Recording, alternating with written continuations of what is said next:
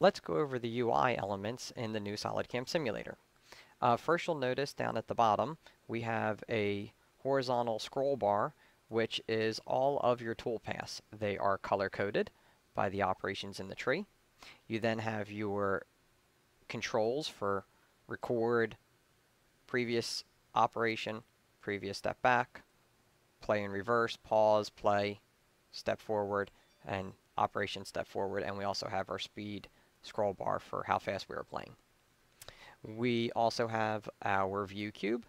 This allows quick snapping of the view. And over here we have a flyout menu that has all of our settings for the simulation. And we'll go over each of these as we go along. But you can hide and show, turn on solid verification. On some of the items in the simulator, you are also able to right click. So as for instance, we have the scroll bar down at the bottom. You can change the settings for the scroll bar.